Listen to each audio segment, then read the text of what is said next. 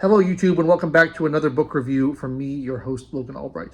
Today I'm continuing my series on reading Booker Prize winners, Booker Prize winning novels, and today's novel is The Holiday, or just Holiday, by Stanley Middleton, which was the joint Booker Prize winner for 1974, along with another book called The Conservationist, which I'll be getting to pretty shortly. Holiday is a short novel about a man named Edwin Fisher, who has recently suffered the loss of his 2-year-old son, and as a result, his marriage has split apart, and he is currently taking a break in a seaside town in northeast England, where he encounters his in-laws who try to help him kind of salvage his marriage and talk to him about what's going on. One of the things I'm learning about prize-winning novels, and about the committees who choose prize-winning novels, is that they don't like stories about saving the galaxy from space pirates. They don't like stories about slaying dragons. They don't like stories about going to retrieve your kidnapped daughter from a ring of Russian spies. They like stories about ordinary, unremarkable people living ordinary, unremarkable lives and being sad. That's mainly what these novels are about. And that's normally sort of a genre of novel that I kind of hate, which I expect I'm in for a long journey if I'm going to read all of these Booker Prize winning novels. But, I'm being kind of mean about it, but I actually did like this novel. I thought it was pretty good, and maybe I'm gaining an appreciation for that kind of writing, but it is a little interesting to me just how allergic to like epic storytelling and big fancy events and heavily plot-driven narratives the award committees are. They always want just very kind of mundane, tame stories, which is strange to me. But I liked this book. I thought it was enjoyable. It all takes place within the mind of our hero, if you can use that word, Edwin Fisher, and it's all kind of subjective from his point of view. So we get to see the events of his life, of his marriage, of his holiday from his point of view. And the novel does a fair bit of jumping around back and forth between flashbacks and the current day. I found it a little disorienting at first, but I got used to it by halfway through the novel. And you get to see sort of what happened in the past and why he is in the situation that he's in and what he's planning to do about it. I think the characters are pretty well drawn. Some of the characters are pretty well drawn in this book. In particular, I like the way that Edwin's father-in-law, David Vernon, is portrayed. He is a lawyer from Wales, apparently, and he kind of grew up in a small Welsh community and went to a smaller Welsh college to get his law degree, a university. And he's sort of, I feel like he's got a little bit of an inferiority complex. Edwin Fisher is a university professor, more of an academic, whereas his father-in-law, David Vernon, is more of a practical man, even though he works in the law. And he kind of goes on these rants about, how people who concern themselves with philosophy and deeper thinking are kind of have their heads in the clouds, and they need to be concerned with practical things. And he seems kind of resentful about that kind of person, and I feel like he feels a little threatened by them. So he's kind of portrayed negatively in that sense, but he's a complex character, and that he's also quite sympathetic to Edwin, and to Edwin's wife, Meg, who's his daughter. And he wants their marriage to work. He wants to help. He's willing to listen, and he's willing to mediate, and he puts in a lot of work to kind of get Meg to come to the table. And, he's quite a kind man when it comes down to it, although he's a little blustery and a little bit opinionated and a little bit, I don't want to be preoccupied with any of that highfalutin academic nonsense. He's a pretty good guy, and I like that kind of complex portrayal of him. I thought that was fun. Much less complex is Meg, the estranged wife. We get lots of flashbacks of her, and it's sort of implied that she suffers from some sort of mild form of mental illness. She seems a little bit unstable. She seems like she flies off the handle very easily, is very moody, very emotional. There's one scene which I found interesting where they were there's a flashback scene where they were on holiday visiting this cathedral, and Edwin was sort of marveling at the beauty and the ingenuity of the creation of this great cathedral, this as a monument to mankind's creative powers. And his wife is completely dismissive of it, and she's actually angered by it. She's like, this is a waste of time and money and space. God doesn't exist, so there's no point in building a cathedral to God. Why would anybody do this? And he's kind of baffled as to why she can't see, even if you don't have to believe in God to think that a cathedral is an amazing achievement, and she can't see that, and he's sort of baffled by that.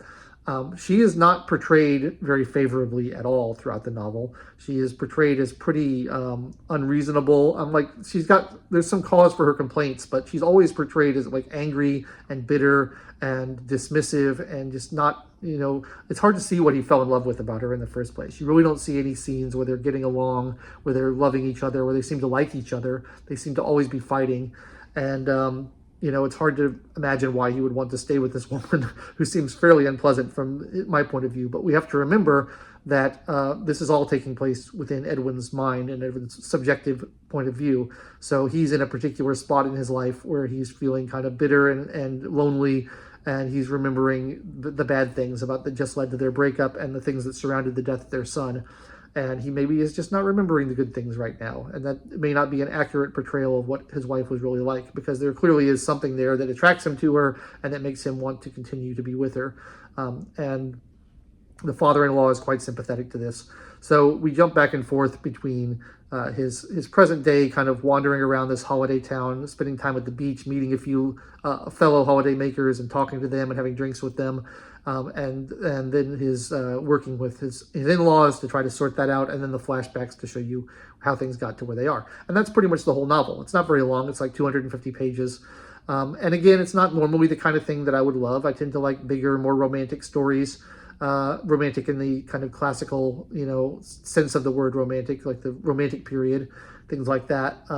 I tend to prefer those. But sometimes it's nice to get a small psychological story that kind of gives you some insight into marriage and relationships and human nature and the way that we relate to each other, and the questions of whether or not these things are worth fighting for, whether it's better to part ways and go your separate ways across the earth, or whether it's worth trying to reconcile, and then whether it was smart of him to even get married in the first place. Those kind of questions are interesting. The nature of family dynamics. We get a little bit of Edwin's backstory with his own father and how he was raised to kind of give insight into why he is the way he is. And like I said, the wife is portrayed very unfavorably, but I think Edwin is not, blameless at all. You kind of see his own faults come through as well. So there's some good complex character development there, which I found enjoyable. Wouldn't be one of my favorite novels of the year, but as the Booker Prize winners go, it's not bad, and it's an enjoyable read. It's interesting. This is another one of these authors who wrote like 40 books, and no one remembers any of them now, and none of them are read. And there was a particularly interesting, as I was kind of researching this novel, I discovered that the Times in London, I guess the London Times, did an experiment in 2004 where they sent the first chapter of this novel and a couple of other Booker Prize winning novels to 20 literary agents to see if they would be accepted. And they were almost all declined. I think in the other novels' cases, they were all declined. In this novel's case, 19 out of 20 declined it.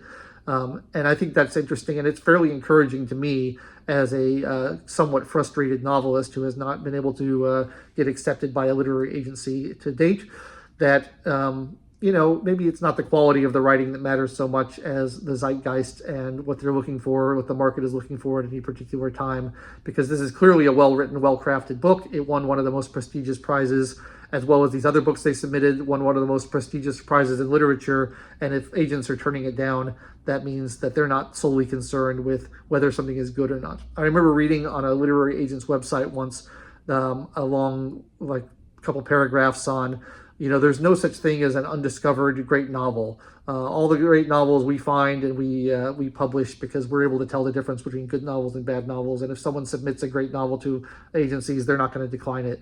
And I always thought that sounded wrong. I always thought that seemed very arrogant that they could say, well, we're always able to tell the good from the bad.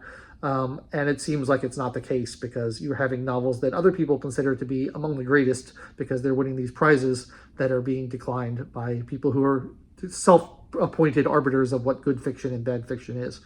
Anyway, maybe that will be encouraging to other writers out there or aspiring writers out there who are trying to get their novels published or accepted by agents. You're not alone. even these prize winners are having trouble with it. So I thought that was funny. So that's what I thought of Holiday by Stanley Middleton. I will not be seeking out any of his other work anytime soon, because although I enjoy the novel, it's not the kind of thing I normally like reading, and I'm mainly just doing this to go through and see what all the Booker Prize winners are like. I'll be back with the conservationist at some point soon, but I don't think next week. I think I'll take a break and do a couple of other things. So if you enjoyed this review, please like the video, subscribe to the channel, click the bell for notifications, and check back every Wednesday for yet another book review. I try to upload every single Wednesday and keep you supplied with fresh book reviews to let you know what I've been reading and what I think about them. I've got a few other options for next week. Haven't quite decided what it's going to be yet, but I think it'll be something interesting that you will enjoy. So check back. Until then, I've been your host, Logan Albright, and thanks so much for watching. I'll catch you next time.